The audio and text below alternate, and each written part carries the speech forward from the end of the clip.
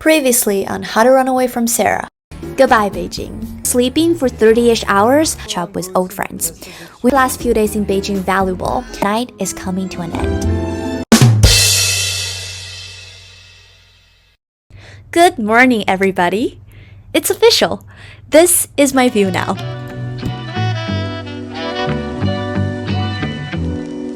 Sorry, I have been quite absent. I just moved to a new city and started my second internship. Things has been a little chaotic, but here I am now. Let me just walk you through what happened in the past few days.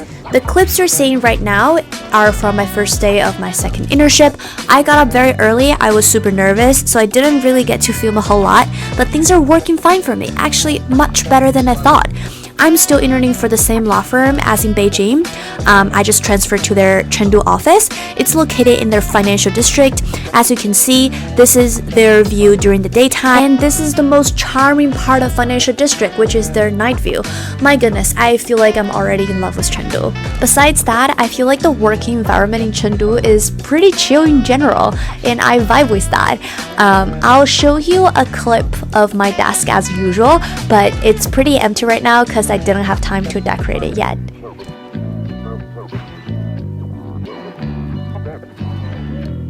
It was right in the middle of Christmas when I arrived, so I just went out with some friends who are also interns at the law firm. We had some good meal. I introduced all of them to the vlogs, and we went to this very Christmassy vibe place.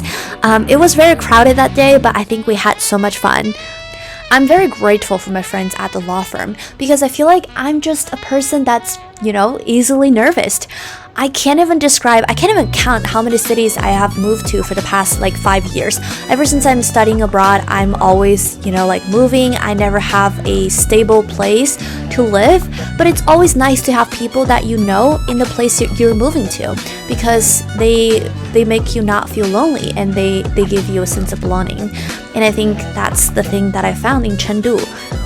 So yeah, I'm very grateful for that. The thing that I did is to buy a lot of things from Taobao. I intend to live here for the next 6 months, so I really wanted to make this place as homey as possible. So yeah, here we go. I bought this boiling pot. You guys might have been very familiar with it from my Beijing vlogs. I wanted to use it again. I also got some sauces for cooking. These are the lipsticks that you guys will see from my next video. Please look forward to that. This is a care package that my mom sent me, a lot of tea and a lot of tissue paper and some just living essentials. Thanks, Mom.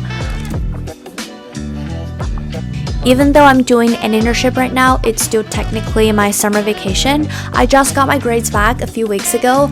I'm very happy, I'm very satisfied with 2 of my course grades, but for the other 2, I feel like I could have done better. But this is it, being a student, you make mistakes and you'll just always find a way to improve yourself.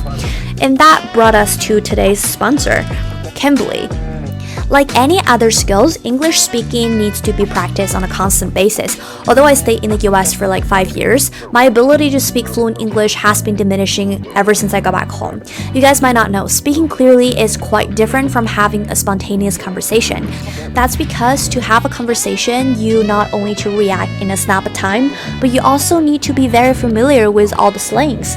And this is why when Cambly reached out to me, I gladly accepted the collaboration. I booked 2 classes with Cambly, and I'm gonna attach some clips in this video. You guys can see how much fun that we had. I talked to David and also Abigail. Take a look. Hi. Hi, can you hear me? Hi. And I use American TV show style, previously on Keeping Up with Sarah and stuff like that. Horrible.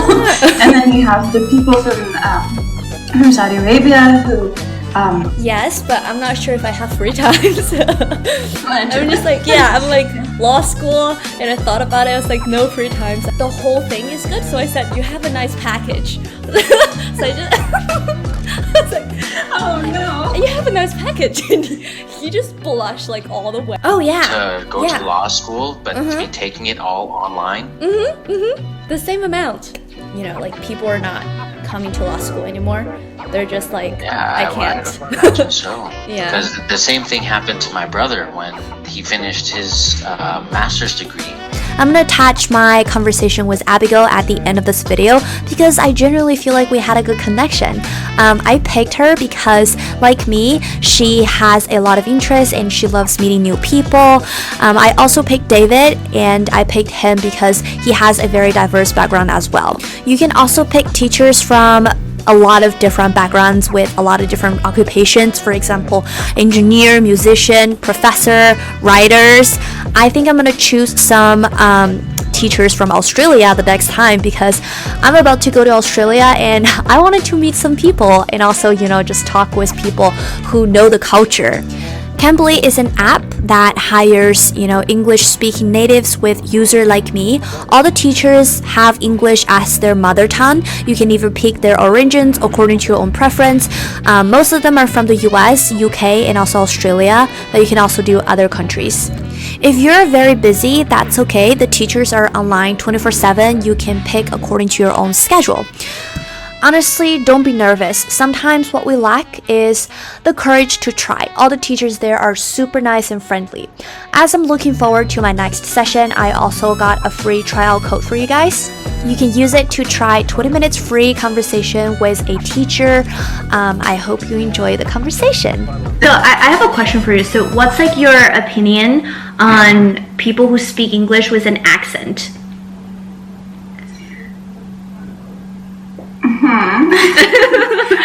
Did I just put you on the spot again? I'm so sorry. No, I'm so sorry. Didn't mean to. Honestly, I'm sure I have an accent too. I have an American accent. So some accents for different people are harder to understand than others. Mm-hmm. For me, I'm just gonna admit I struggle trying to understand an Indian accent. Some of them are very strong, so it's hard to understand or. It all depends on where the person is from. I don't think it's necessarily a bad thing. I don't think you can really control it. Yeah. Unless you live, let's say I moved to, I don't know, if I moved to Saudi Arabia, then I'd eventually have the Saudi Arabian accent. It's just how it works. Exactly. So I don't think it's a bad thing. And a lot of people come to Cambly and they're concerned about that. I've had a lot of students worried about that, and I think, why are you worried about that? It's not bad. They can still understand you. So some people view it as a problem. I don't think so. I just view it as what makes you different. You still represent where you are from, your language, your culture. So I don't think it's bad. Yeah, exactly. I asked this because sometimes when I post on my social media, there's unfriendly voices. They're always like, oh my god, you're speaking with a Chinese accent and no Americans will ever understand you. I was like, bro, I lived in the US for five years and people understand me perfectly. I just feel to me, the whole point about speaking English or language in general is to communicate. If you can communicate, good for you, who the fuck cares? What kind of, right? What kind of, what kind of accent do you have? Language is not supposed to be perfect. It's just a communication tool. You did good. Thank you. Yeah. I was the first year when I was in the US, it was kind of funny. So I study English, I think for my whole life, because it's required for us, to move up in your high school or primary school and stuff.